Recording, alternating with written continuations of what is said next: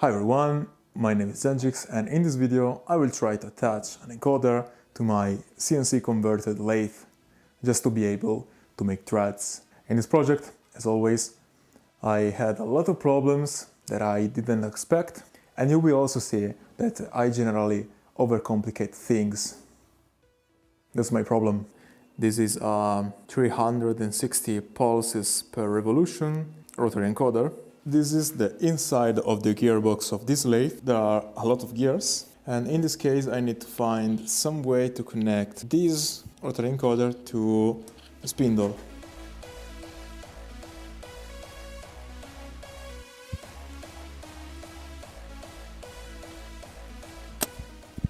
And actually one of the reasons why I want to make this lathe CNC is actually because every time I have to change the gears, I always make my hands really dirty, and that's horrendous.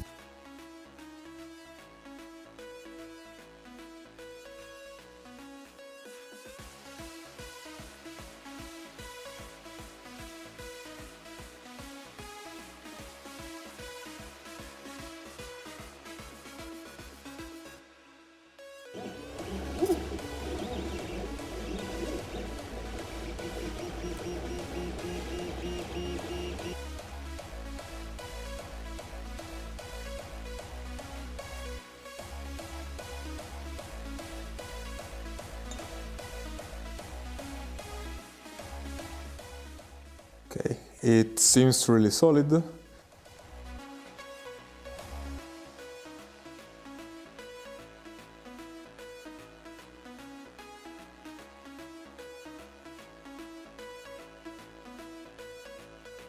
Yes, it seems like it is working nicely, and the belt isn't slipping. Seems a bit risky, and okay. Sometimes some luck is really appreciated. In fact, as you can see, there is a small gap between the spindle pulley and the rotary encoder. So this is my breakout board. Now I have to somehow connect these cables to the board.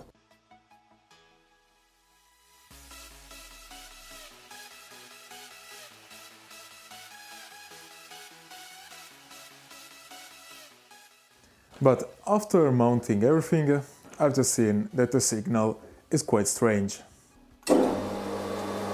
You can see that a square wave is generated, so something is actually happening.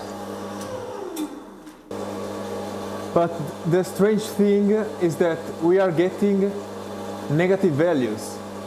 And that made sense because the model that I was using internally got an open collector system. And this means that I don't have a pure real signal. I just have a short or an open circuit. This led me to understand how that optocoupler in particular works and how it is installed on the board itself.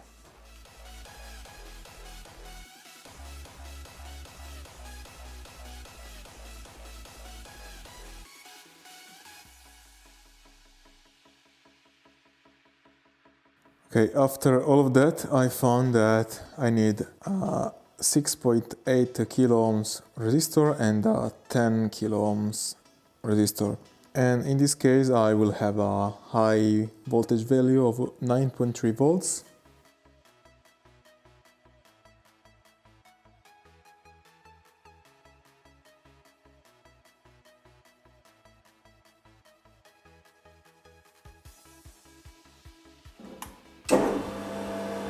The wave, compared to before, is amplified. In fact, the peak-to-peak voltage right now is 10 volts. The frequency is always the same as before, so that's a success. Now, let's see if it is working on the software. At this point, I've seen that the frequency wasn't stable at all. The reason why is quite simple. Basically, the pulleys that I printed were not made with tight tolerances. That's in general a real problem of my 3D printer or 3D printers in general, because those machines are not really able to make perfect circles.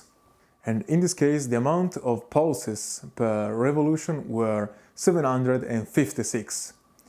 and multiplied by 650 RPM, this means that the frequency that I'm getting is quite high. This means that a small frequency variation of the square wave can lead to a high RPM reading of oscillation.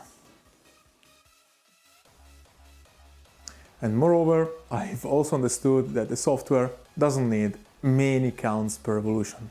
It just needs once. So that was the first time that I actually realized that I have overcomplicated things. At this point, how can I make one pulse per rotation? And my solution was just using a magnet and a magnetic Hall sensor. And after putting everything in this little circuit, you can see that the LED turns on as soon as I put the magnet in front of the little Hall sensor. Okay, looking at the datasheet, here I can see the internal side of the magnetic Hall sensor. Here there is the actual magnetic to voltage converter. Here there is some kind of digital amplifier called Schmitt trigger. And here there is a transistor. How does the transistor work? Well, in a simplified way, just for digital application, not for analog or amplifying applications. If there isn't any magnetic field applied, there isn't any current in the base of the transistor, and so it acts as an open circuit. If there is a magnetic field applied, there is a current in the base of the transistor, and so it will act as a short circuit. So in simple terms, the real circuit that I'm going to use is something like this.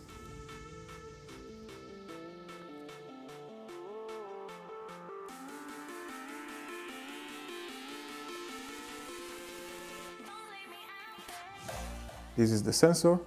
To this terminal I will apply 5 volts. In this terminal I will apply the ground. And in this terminal I will attach a 6.8 kilo ohm resistor and a 10 kilo ohm pull-up resistor. And this output connects to the pin 12 of my breakout board. So this is the small sensor and this is a small magnet. If you can see on index and on the oscilloscope, if I put the magnet in front of it,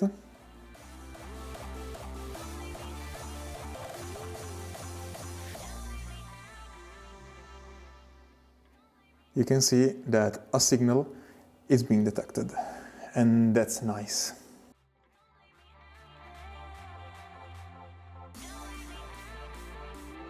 I've also noticed that if I rotate it in this way, it will be turned off and it will turn on only if it encounters the magnet.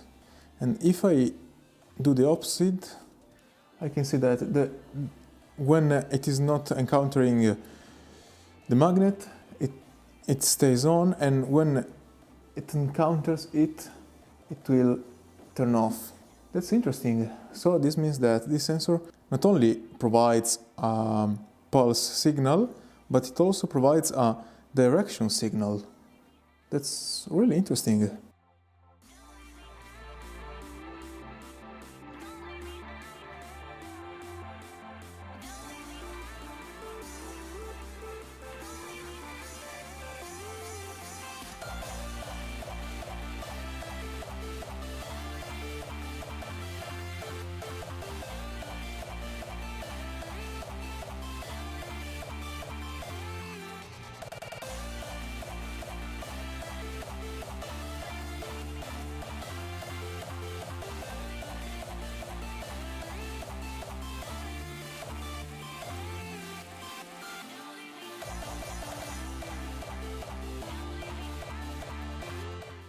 And in this case, the system is much more mechanically stable and less prone to be subjected to noise.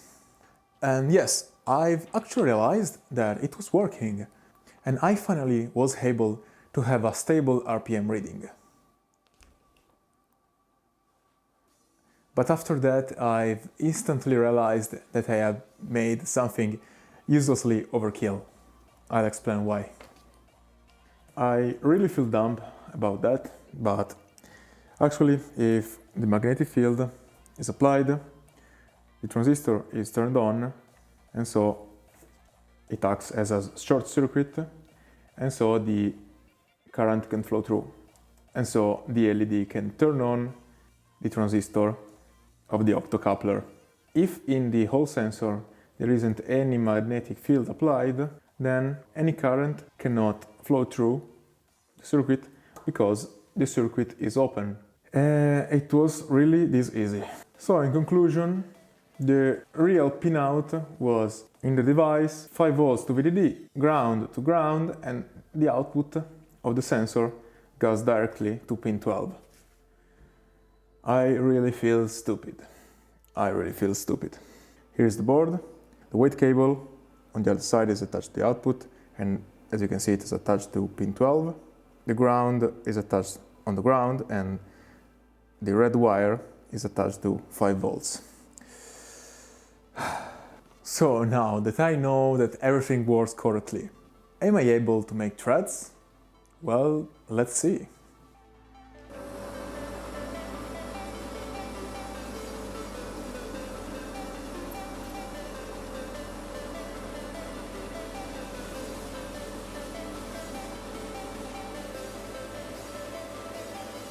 So now I have a cylinder with a diameter of 15.92 and I want to try making a M16 thread. Let's see if I'm able to not break everything.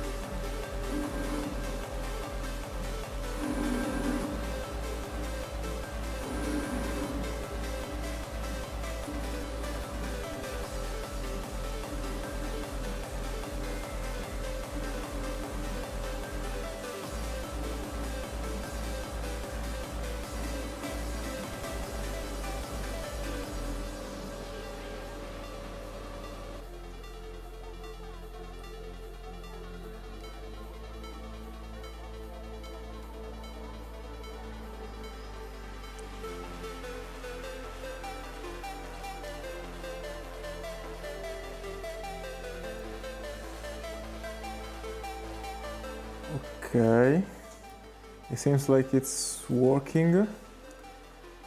I just have to study a bit more about threads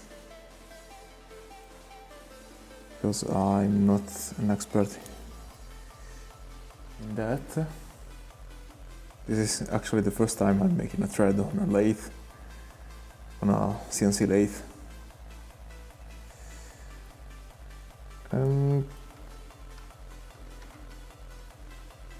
Well, it seems like it's working. So I think that's a success.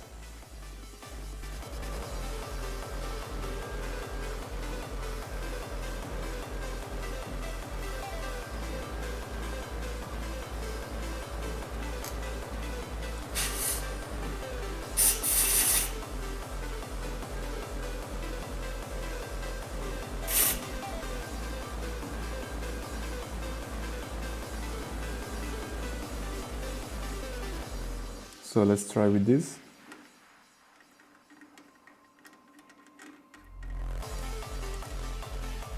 And yes, but it seems it's working.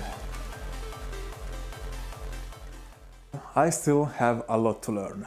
And at this point I feel that I'm on the right way. Even if it wasn't really easy, I managed to do something that it is kind of working. I still have to tune something, but I will say an 80% of the job is done. So, if you liked this video and if you liked this new format of my videos, well, you can push the like button and obviously subscribe. You will help me in doing always much better. And with your help, I will be able to make even more interesting projects.